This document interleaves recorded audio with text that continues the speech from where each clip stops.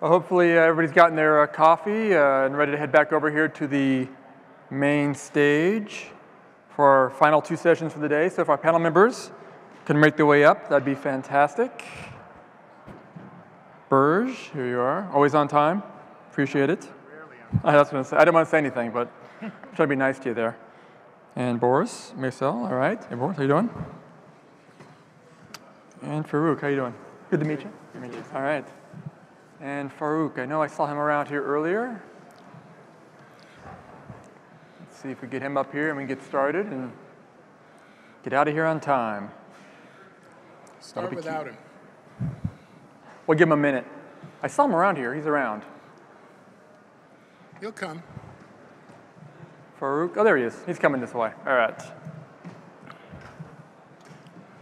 All right, so we'll finish up here and get my notes out. There it is.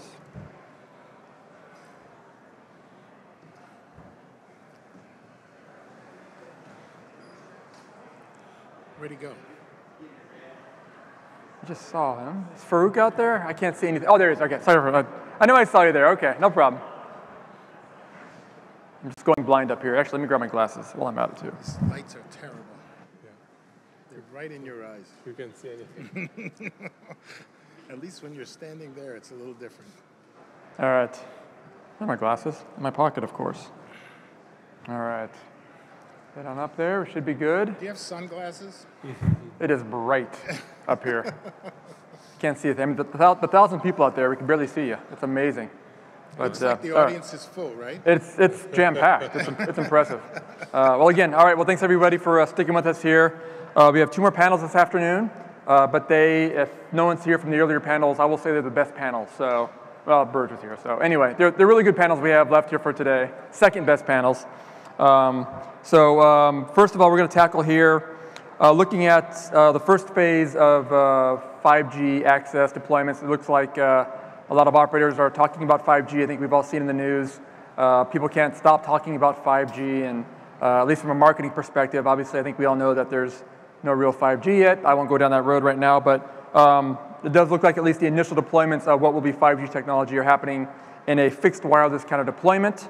I think we've seen some larger operators already announce this here in the US, overseas as well. So it's becoming pretty paramount that it looks like that's kind of where we're going in terms of at least the initial deployments. And so for this panel, we're going to look at, I guess, why are we seeing this happen? Why is fixed being the first deployment model for 5G technologies? Which operators are driving the deployments? Look at some of the business model aspects of it, and also look at some of the technology and spectrum challenges of these deployments as well. And maybe that's what's causing some of these initial deployments too. So we have a lot of questions, a lot of topics. We have a great panel here to discuss it. I will let the panel members themselves do a quick introduction of themselves, and then we'll jump into the questions. So we'll start with Berge on the other side there and work our way this way. I'm Berge.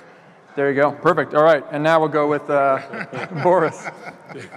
Yeah, hi. My name is Boris Mezzo. I work in Siklu. We do millimeter wave equipment. We are the world leader in this millimeter wave space, focused on 60, 70, 80 gigahertz, with around 50,000 units deployed in 25 countries. Half of that is in the US, which is our largest market and the most advanced one. 2 out of 3 units in millimeter wave spectrum deployed last year were of Siklu made. And the main applications that, and some of the success stories that I'll be glad to share with you are related to those topics that we are going to discuss: fixed wireless access and safe city, which is becoming the smart city, and how this technology, the millimeter wave technology, is becoming the infrastructure for the smart city applications. And this is something that is mainly related to IoT and to the topic of the conference. Sounds perfect. Good deal. And then Farooq. Farooq Khan, is that one working? Sure that microphone's working on this one. Should we change up microphones? Why don't we just change seats? This one working? Oh, here. Turned on. Is that one working there? We can do that one too. If we need to, I'll switch them around there. Try that one there. Yeah, Farooq Khan, CEO of PHAZR. We are developing 5G millimeter wave systems for the licensed bands. We just heard about the new bands that FCC is opening up for 5G, 28 gigahertz, 37 gigahertz, and 39 gigahertz. At this stage, we are doing trials with the carriers for the cable industry, as well as with the over-the-top players. Thank you. Very good. Yep, and I think everybody, if you hear a little earlier, Farooq gave a little background on the company as well during one of the presentations that Derek Curtin was moderating. So with that, let's start off with, I guess, kind of as mentioned at the beginning there, we are seeing a lot of these initial plans for 5G being focused on fixed wireless access. And I guess maybe we'll start with Berge on this. I guess why is that kind of been the initial launch plans, do you think, for operators when they're looking to do these 5G plans? Obviously, marketing is a big part of it, but why is fixed wireless deployments kind of driving the initial 5G movements by these operators? So let's approach this from the cup half full and the cup half empty. So starting out, there wasn't intended to be any 5G in this decade. 5G is a phenomena for post-2020, and the standards were being developed between now and the end of 2019, yes, so that we would have the introduction of 5G in a, let's say, orderly way as we transition out of the LTE era. And in fact, keep in mind that the 3GPP has defined 5G as 2 releases of LTE that are coming, and they're not intended to come until 2019 and 2020. So around the world, 5G is a mobile application, is a mobile network technology, and its purpose is to reduce latency, achieve extremely high, ultra-high bandwidth and speed, and to create mission-critical network applications, ultra-reliable networks for mission-critical applications. So if you look at those kind of 3 dimensions of 5G, those were the primary areas of improvement over existing LTE networks. And again, mobility is an inherent feature in that. So the question then is, what is this 5G FWA anyway? What's going on here, right? Well, the answer is it's really not a worldwide phenomena at all. In the US, there's an effort to become the first 5G deployments in the world, to do that on a system that's pre-standard, and to do that in a way that is not mobile. So when you take away mobility, you create a lot of simplicity and a lot of ease of development. You streamline the process, and you allow for pre-standard, non-standards-based technologies to be developed and to be experimented with. Now, why are the carriers interested in that in the US? And which ones? Well, it's primarily being driven by Verizon and AT&T. And in my opinion, the way to think about it is the wireless carriers, Verizon and AT&T, are treating their wireline parent companies as a customer.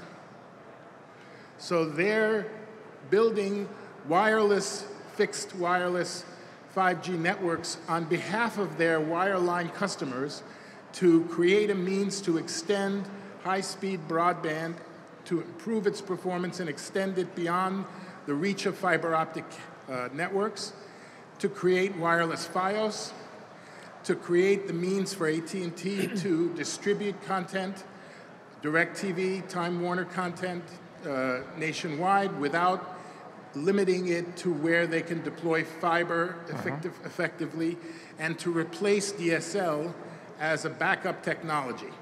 So this is a relatively unique situation in the US. In North America, the Canadians are watching very closely to see if this works and if it makes sense. Most of the second-tier carriers are not that interested in this. T-Mobile and Sprint have both said we don't plan to deploy fixed wireless with 5G at all. In fact, if you look at the rhetoric behind T-Mobile, they are the unfixed wireless, right, carrier. Trademarked, They think it's ridiculous that we're going retro and we're putting an anchor on 5G to make it non-mobile. Yeah. So it's a very odd phenomena being driven by two carriers, and particularly Verizon at this moment. And just to extend this one more, when we talked about spectrum, the other half of the enabler is specifications and standards. And as I mentioned in the beginning, there wasn't any intention to have 5G standards prepared in time. So there was a big fight after Mobile World Congress. They were going to split. There was going to be a non-standard and a standard. And instead, the 3GPP decided to move up and create a standard for 5G fixed wireless just for this purpose, and to move up so that that would be available by the end of 2017, so that commercial equipment could be then developed and deployed in 2018 and beyond. And so it's a huge breakthrough for the advocates of fixed wireless. And you still haven't answered the question, why? The reason why is we have a digital divide in the United States in which the haves have 20 megabit per second or greater broadband, and the have-nots have 6 megabits per second broadband or less. And that gap is widening. Just like the gap in wealth is widening, the people who get more are getting more, the people who get less are getting less.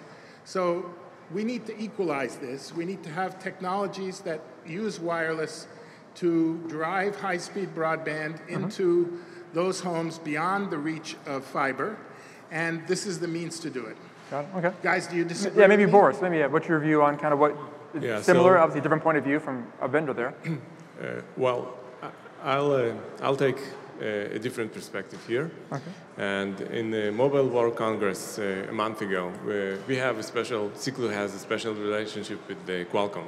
Qualcomm is one of our investors, and we had a booth in Qualcomm's pavilion. Every second visitor that came to our booth asked the same question: are you a 5G? So what 5G is, I think today, and in particular with related to the fixed wireless access, 5G is more marketing term than the technology behind that. And I'd like to take a look on the technology itself and not on the marketing term that describe this technology. Fixed wireless access, this is something real. This is something that we sell our products. This is something that our customers are doing. For example, and Siklu is not the first company that invented millimeter wave, but we are the first company to bring the cost down so the business case for the fixed wireless access will work. And this is what we see from our customers. Probably the most famous customer of ours that you're probably familiar with is WebPass. WebPass, wireless internet service provider that was acquired by Google in summer last year. And I'd say that 80, maybe more % of their network is based on our equipment, on the millimeter wave equipment. So, and the way we position that is that fixed wireless access extends fiber. So this hybrid fiber wireless approach is what drives this application. So they provide, urban internet service provider, and using this technology, they provide fixed wireless access to businesses, to SMBs, and they also provide it to residential customers, mainly in MDU. And now we get to the point where the technology is cost-effective enough to serve single-family homes. And this is the expansion of the access. So this is how I see the evolution of the fixed wireless access. Farooq, if you want to add anything from your perspective? Yeah. I think it's fixed wireless is just natural. It was supposed to happen. So what has happened is our last tens of meters is already wireless. Everything is on Wi-Fi in our homes, right? Tens of meters. What 5G is doing is making the last hundreds of meters wireless.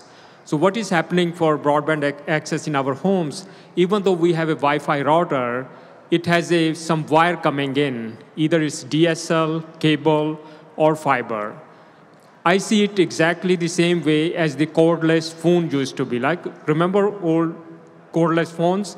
They had a wire going back, right? Even though it was supposed to be a wireless phone, right? But cellular replaced cordless phones. There's no wire phone line coming in to make voice calls. 5G is going to do the same for the data.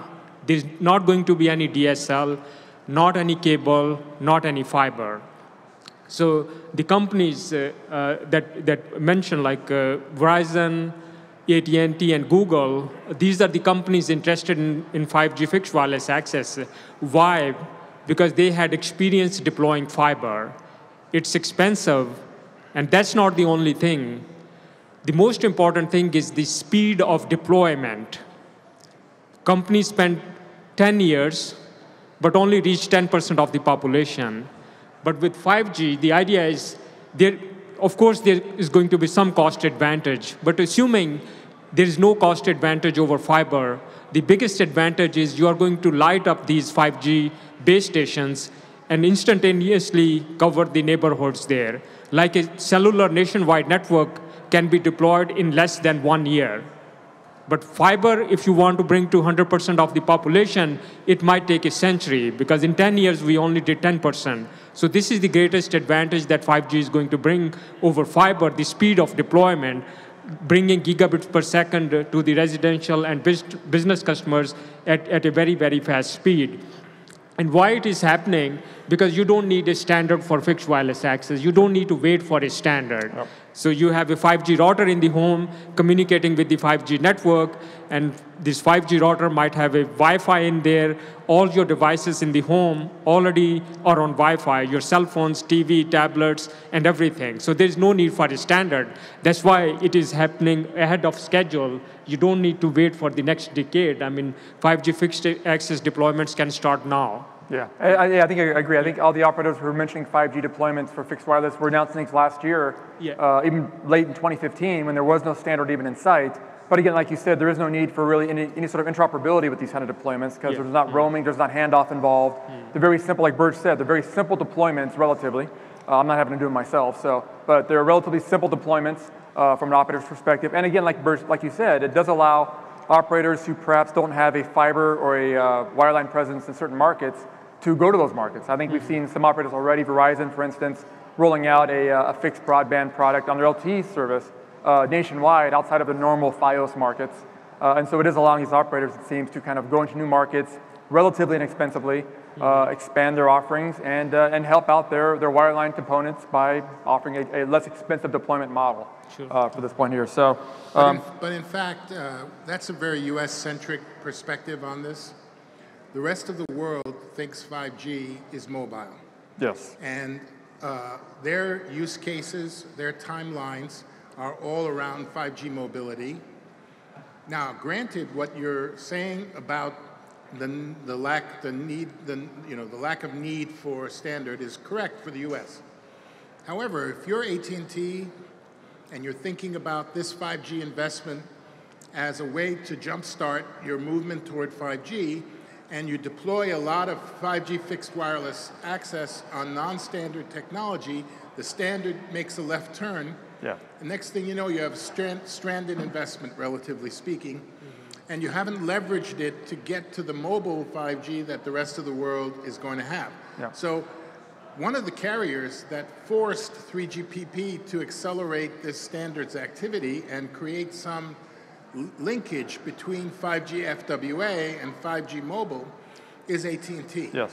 And the vendors behind AT&T to insist that we not have two standards, or we not have a standard and a non-standard, that we have some way to link them and time dimension to bring them closer together so that the investments they make can be migrated from one to the other. Yeah, exactly. Yeah, good point there. So, well, now I guess maybe let's talk a bit about what type of operators fit the mold for these kind of deployments. Like we've already discussed, Verizon, AT&T, Google with WebPass. A lot of these operators seem like they kind of are tailor-made for these types of deployments.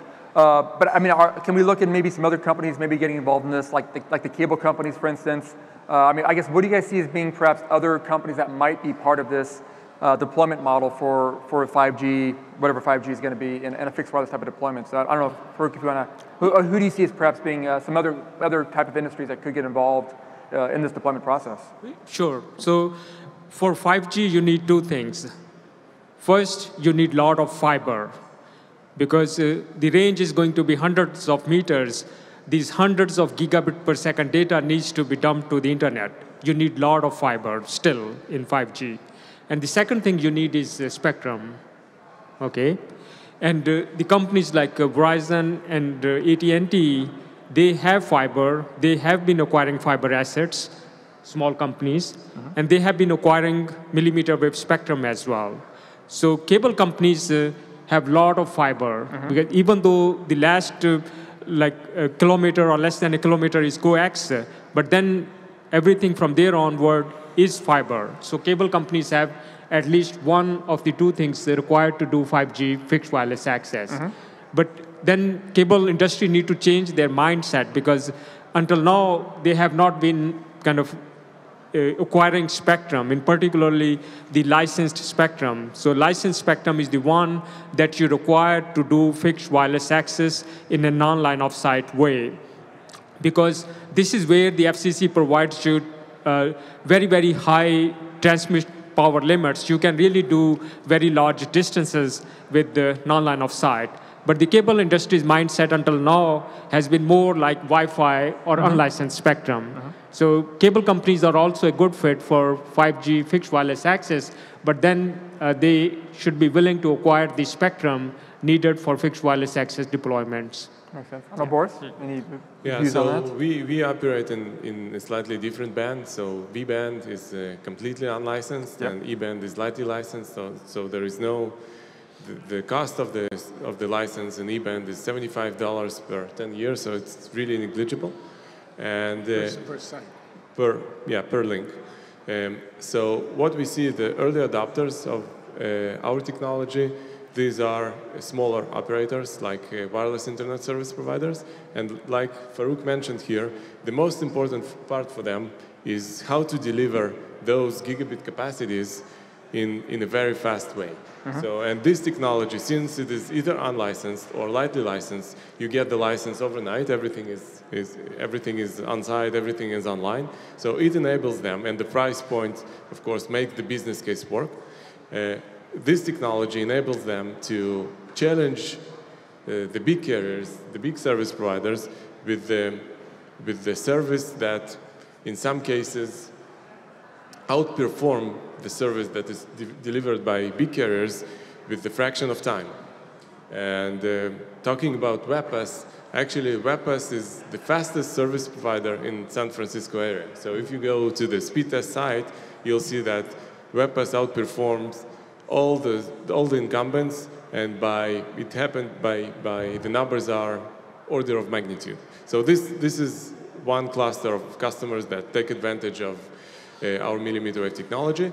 The other part is, as I mentioned before, these are cities, and the first part of the smart city evolution, like from our perspective, is the safe city.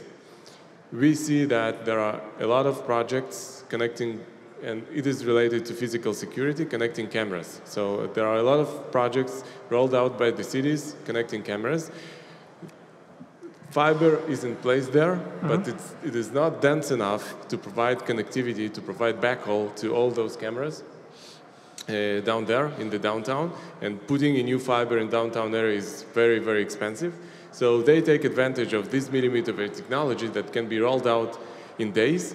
And once this network is in place, once this network is rolled out, there is enough capacity to provide connectivity to other applications. So the smart cities start from the safe city, connecting cameras, and then Wi-Fi access points are being added. There is enough capacity to that. And there are some other sensors, first responders networks, traffic control, some sensors to identify the shooters' locations, etc. But the beginning of that is those millimeter wave systems that provide smart city connectivity infrastructure. Sure. Okay. Well, I think I definitely want to make sure we cover the technology and spectrum aspect as well, but I want to make sure before we get to that point that we also maybe talk a bit about the business model aspect of this, because I think it's kind of been hinted at to this point as well, that it does seem like the business model for these kind of deployments probably makes the most sense for operators, at least for their initial deployments. I guess, what's your general view, and maybe we'll start with Berge on this, I guess, how does that business model work for operators? Is it a positive one? Again, how do they factor in the fact that these deployments, if they're not standards-based, they could be, again, like you said, if the standards take a different kind of turn, all these just, left assets in the field. I guess, what's the business model challenge for operators going down this path of these early 5G deployments? So in order to understand that, let's look at the architecture a little bit, and there are some differences. If you look at the way AT&T is approaching 5G FWA, they're starting on the towers where they already have their base stations, and they want to get the signal as close to the households that they're trying to serve as possible and as efficiently as possible without having to deploy a lot of new fiber. So one question you have to ask is, can you directly deliver 5 gigahertz or 5G millimeter wave signals directly from a tower to the house? And the answer is some houses could possibly be served that way, particularly if they're line of sight unobstructed, but not the majority of houses or not the majority of customers. So how do you get that signal closer? AT&T Labs have developed a technology they're still working on called Project AirGig, which uses the power lines and transmits along the power lines and concentrates the traffic. And there are companies that are working with them to develop and perfect these plastic guidance devices that run along these power lines. So that's one way.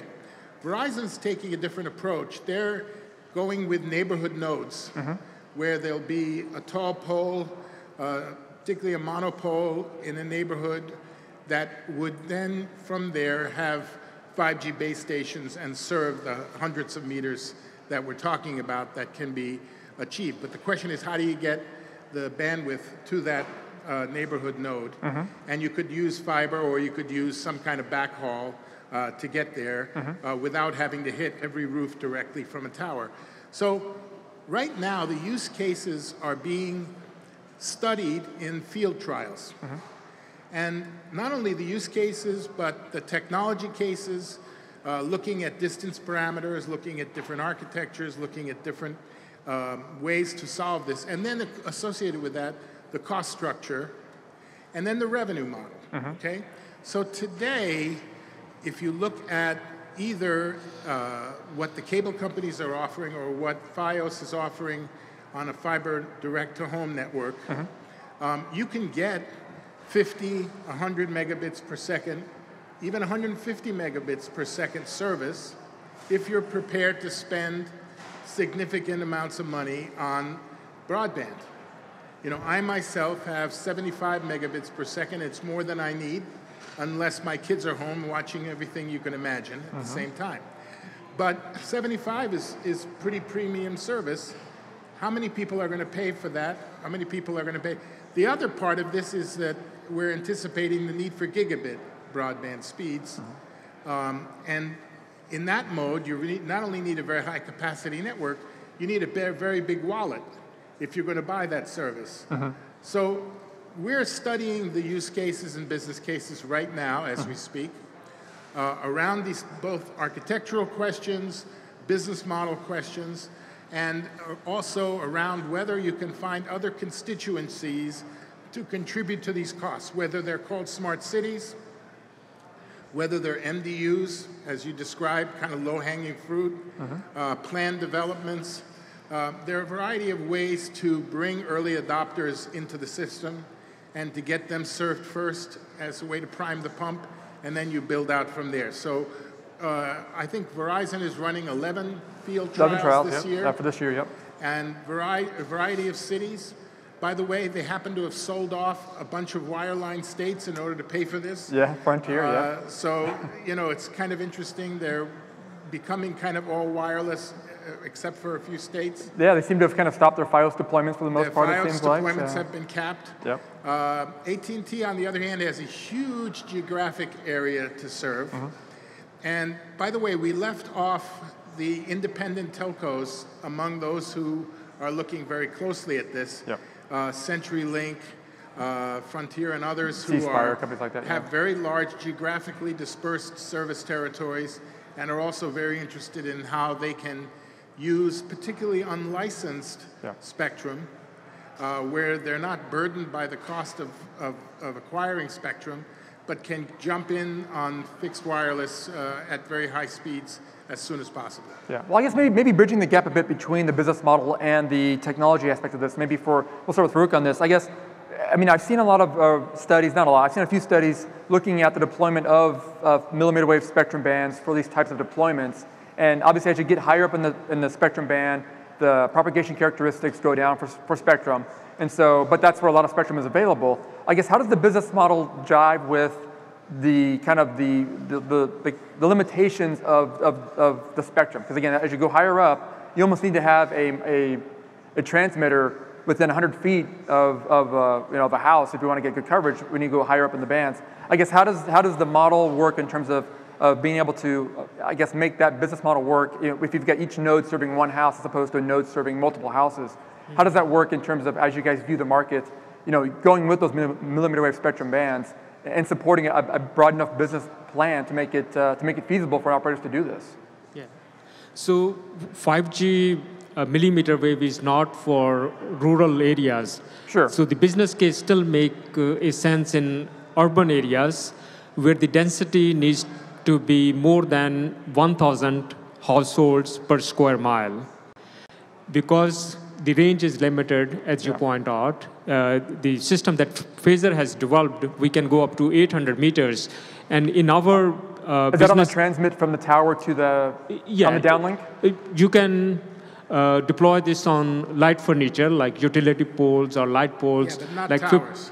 Not Yeah, towers. not on a tower, Not towers, monopole type of thing. So the point is the minimum number of homes you get is 200. So it's not like if we are putting a access point for few homes. Okay. So when you have 1,000 households per square mile and your range is several hundred meters, because we only develop systems for the licensed millimeter wave bands, where the FCC has put a EIRP limit of more than 75 dBm per 100 megahertz. So there's a lot of power to get the range. Once you go into like 60 gigahertz and higher bands, the range gets further limited. But if you stay up to 40 gigahertz, you can still get hundreds of meters of range. But then the business case only works when the household or business customers' density is high. So business case works in the metro areas. I live in the Dallas-Fort Worth area. So when you divide like 6 million population by the area of DFW Metroplex, you get over 1,000 households per square mile. But when you go out in kind of spread out suburban or rural areas, a business case for 5G doesn't make sense. Yeah. So strictly an urban type of deployment. And you were saying you get that kind of coverage on a 3-sector type of deployment using a monopole or some sort of deployment like that? Yeah, so the 360 coverage, but in each direction you have the directional beams. Yep. So it's not it's a 360 omnidirection, but that created by many, many beams going around. Different way to do it. Okay. Boris. Yeah, so how that works with you guys? As we understood, there are several bands in the millimeter wave space, and there are different propagation characteristics for different bands and different regulation requirements for different bands. So the E-band, the 70-80 gigahertz, it can travel distances of several miles. We have installations of 1, 2, 3 miles. This is really the last mile kind of solution. And the use case for that is either MDUs or businesses, where the business case is pretty obvious. Because in MDU case, the equipment cost is divided between the tenants, and it's really no-brainer. The challenge is when you go and you'd like to target the single-family homes market. Sure. And the more suitable technology for that, in our view, is the V band, the 60 gigahertz band, and this is because of the business case. Okay. As we've seen in Jamie's presentation earlier on, the challenge is not to be lower cost or cheaper than fiber. The challenge is to make the business case work from the consumer perspective. Google put a bar of $70 per gigabit service, and this is something that is the maximum willingness to pay of the consumer for a broadband service. So you need that your equipment will make this business case work at this willingness to pay.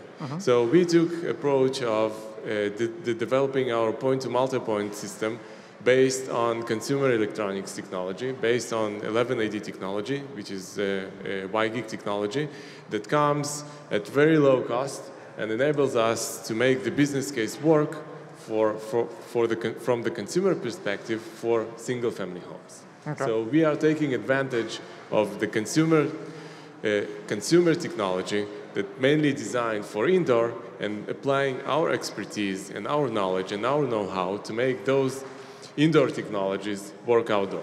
Okay, because it does seem like some of the initial deployments at least are using spectrum below 30 gig at this point. That sounds like, I think Verizon's using 28, AT&T's using a lot of 15 gig.